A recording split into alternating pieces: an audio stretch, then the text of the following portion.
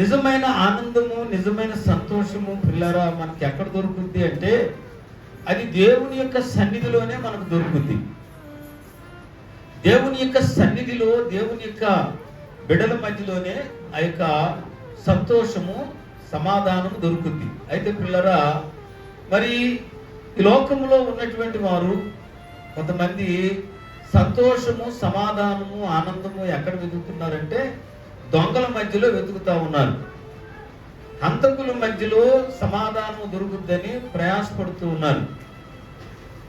లోకములో పిల్లరా దొరుకుద్దని వారు ఆశపడుతున్నారు.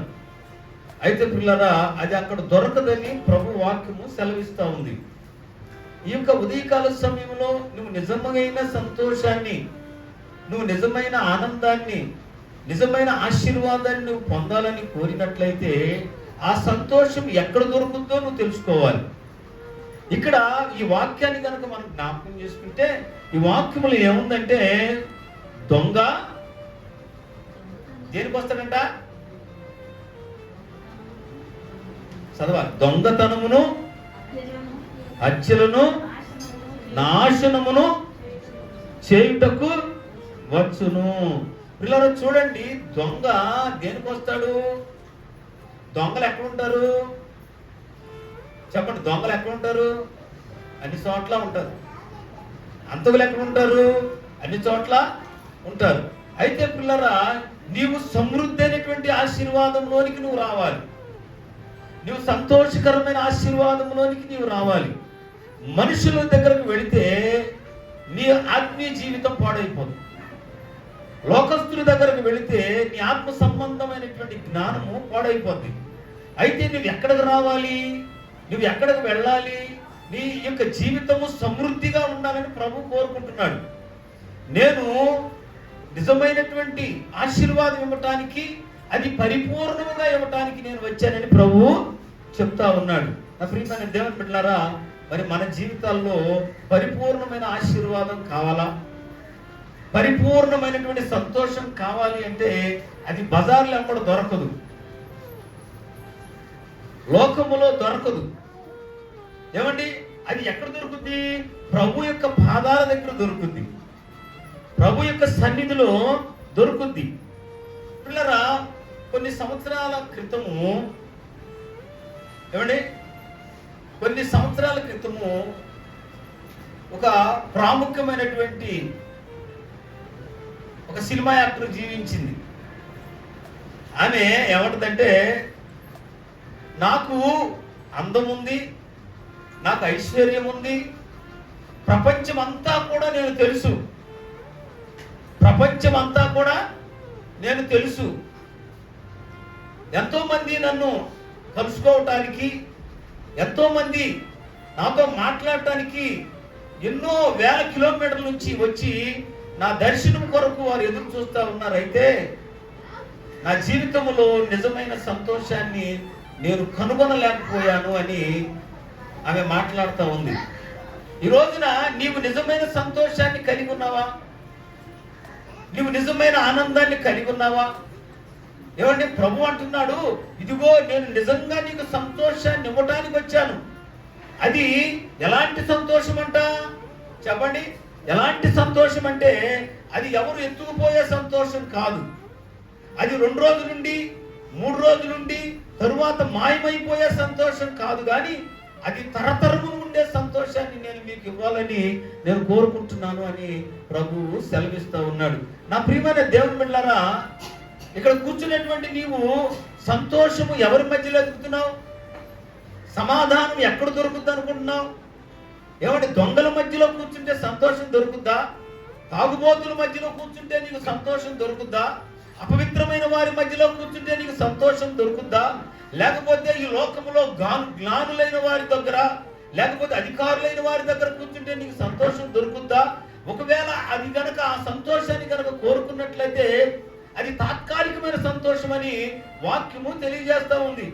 నీకు నిజమైన సంతోషము కావాలి అంటే, నిజమైన ఆనందము కావాలి అంటే నువ్వు ఎవరి దగ్గరికి రావాలంటే పరిపూర్ణుడైన ప్రభు దగ్గరకు నీవు రావాలి.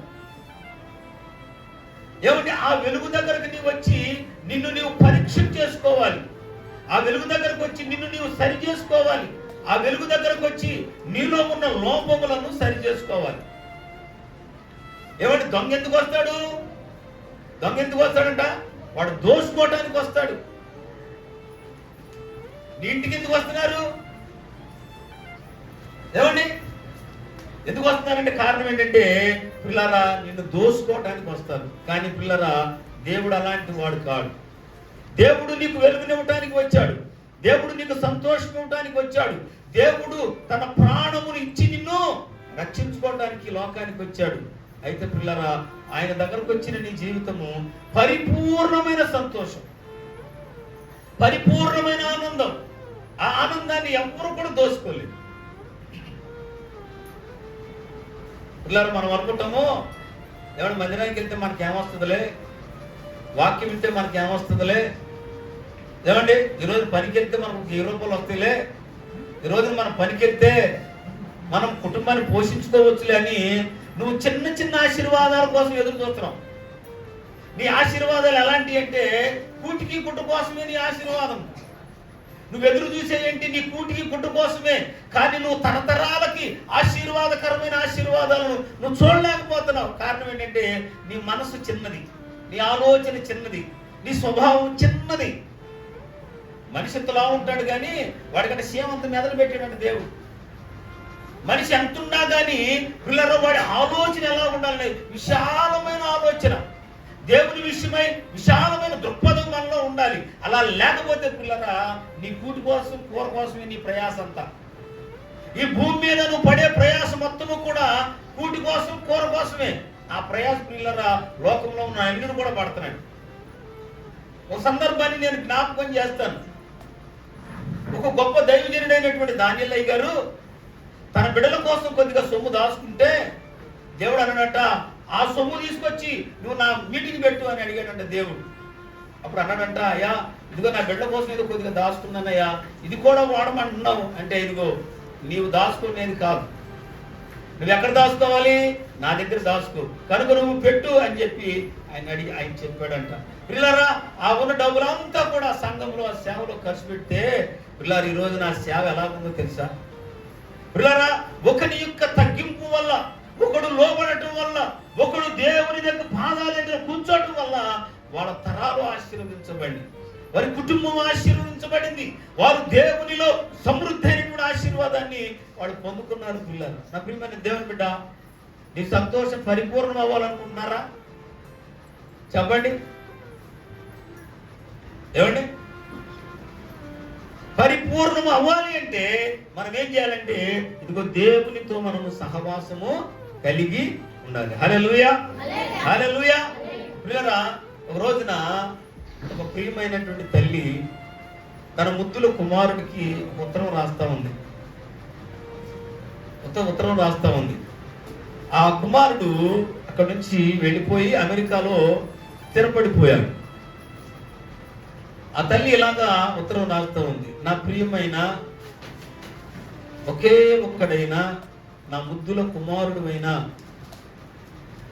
నీకు ప్రియమైన తల్లి రాయునది ఏమనగా, అయ్యా ఇదిగో కొన్ని సంవత్సరాల క్రితము నువ్వు చిన్నవాడిగా ఉన్నప్పుడు నీవు పుట్టగానే మీ నాన్నను కోల్పోయావు.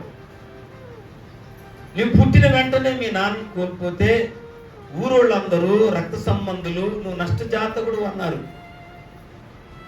నువ్వు పుట్టినందుకే తండ్రిని కోల్పోయిన దరిద్రుడు అని నిన్ను అవమానించారు. నువ్వు చిన్నోడిగా ఉన్నప్పుడు నిన్ను వదిలిపెట్టలేక మనకున్నటువంటి ఆ చిన్న పూరిపాకలోనే మనం జీవిస్తుంటే ఊరోళ్ళందరూ రక్త సంబంధులందరూ ఏం చేశారంటే మనల్ని అవమానించి వెలివేశారయ్యా. ఆ వెలివేసిన క్రమంలో ఒక చోటకు మనం వెళ్ళినప్పుడు ఒక సంఘానికి ఒక దైవజనుడు మనం పిలిచి అక్కడ మనకు అన్నం పెట్టి ఆదరించారు. ఆ సంఘస్థులు మనల్ని ప్రేమించారు. ఆ దైవజనుడు మనల్ని ప్రేమించాడు. అందరూ నువ్వు దరిద్రుడివి, నువ్వు నష్టజాతకుడు అంటే ఆ సేవకుడు అన్నాడు, దేవుడు ఇతను ఆశీర్వాదకరంగా మారుస్తాడని నీకు విద్యాబుద్ధులు నేర్పించాడు రా. అయితే నీవు అమెరికా వెళ్ళిన తరువాత నీ ఉన్నతమైన చదువులు చదివిన తరువాత ఇదిగో నీవు ఆ సంఘాన్ని మర్చిపోయావు. నిన్ను ఎవరైతే ఆదరించారో, ఎవరైతే నీకు అన్నం పెట్టారో, ఎవరైతే నిన్ను పోషించారో దానిని మర్చిపోయావయ్యా. ఒక్కసారి నీ కన్న తల్లి, నిన్ను ప్రేమించిన తల్లిగా నేను నీకు మనవి చేస్తున్నాను ఏంటంటే, ఇప్పుడు మందిరం పాడైపోయిందయ్యా, పాస్టర్ గారు ముసలోడైపోయాడయ్యా, ఆ పాస్టర్ గారిని కూడా ఎవరు చూడట్లేదయ్యా, ఒక్కసారి ఈ తల్లి మనవుని ఆలకించమని తల్లి తన కుమారుడికి ఉత్తరం రాసింది. ఉత్తరం రాసిన వెంటనే ఆ కుమారుడు బయలుదేరి వచ్చి ఆ సేవకుని దగ్గరకు వెళ్ళి, అయ్యా నాకు అన్నం పెట్టావు, నన్ను ఆదరించావు, ఆ రోజున ఏమీ లేనటువంటి దీనస్థితిలో మేము ఉండగా, దరిద్రులుగా మేము ఉండగా ఈ సంఘం మమ్మల్ని ఆదరించింది, మీరు మమ్మల్ని ఆదరించారయ్యా అని చెప్పి పిల్లరా ఆ పాడైపోయినటువంటి మందిరాన్ని కట్టించి పిల్లరా ఆ సంఘమును బాగు చేసి ప్రతి నెల దేవుడు తనకిచ్చిన దానిలో ఆ సంఘాన్ని పోషించడానికి అతడు పూనుకున్నాడు. నా ప్రియమైన దేవుని బిడ్డలారా, మరి నీ పరిస్థితి ఏంటి? ఏ సంఘం అయితే నిన్ను ఆదరించిందో, ఏ సంఘం అయితే నిన్ను ప్రేమించిందో, ఏ సేవ అయితే నిన్ను పిల్లలు ఇక్కడ నిలబెట్టిందో ఆ సేవను కట్టడానికి, ఆ దేవుని పని చేయటానికి నువ్వేమైనా చేయగలుగుతున్నావా? ఒకసారి మనం ఆలోచించాలని నేను ప్రభు పేరట మనవి చేస్తూ ఉన్నాను. ఇది ఆషామాషి సేవ కాదండి, పిలువబడినటువంటి సేవ. దేవుని పిలుపొందుకుని ఈ గ్రామానికి వచ్చినటువంటి నేను పిల్లరా ఎన్నో ఒడిదుడుకుల మధ్యలో ఈ సేవను మేము కొనసాగిస్తూ ఉన్నాం. పిలుపు లేని సేవ కాదు పిల్లరా, పిలుపు లేని సేవ కాదు. ఏదో పిల్లరా రోగం వస్తే ప్రభువుని మేము నమ్ముకోలేదు, ఏమండి డబ్బులు లేక మేము ప్రభువుని నమ్ముకోలేదు. పిలుపును బట్టి ఈ గ్రామానికి వచ్చాం. దేవుడు ఈ సేవను కడుతూ ఉన్నాడు, అందుకే ఆయనకి మహిమ కలుగును గాక. హల్లెలూయా, హల్లెలూయా. నువ్వు దేవుని సేవ కొరకు పనిచేయగలుగుతున్నావా? దేవుని కొరకు నువ్వు పనిచేయగలుగుతున్నావా? దేవునితో నడవగలుగుతున్నావా? మనం ఆలోచన చేయాలి. నా ప్రియమైన దేవుని బిడ్డలారా, ఇక్కడ అంటున్నాడు చూడండి, ఆ 10వ వచనములో ఏమనుందంటే, చదువు ఒకసారి.